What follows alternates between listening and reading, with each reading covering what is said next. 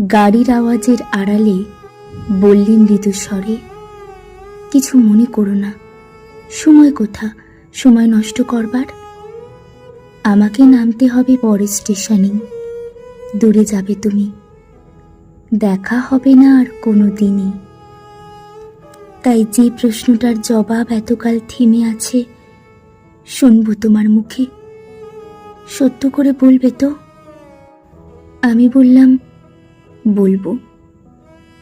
বাইরের আকাশের দিকে তাকিয়েই শুধলো, আমাদের গেছে যেদিন একেবারেই কি গেছে, কিছুই কি নেই বাকি। একটুকু রইলেম চুপ করে, তারপর বললেম, রাতের সব তারাই আছে দিনের আলোর গভীরে।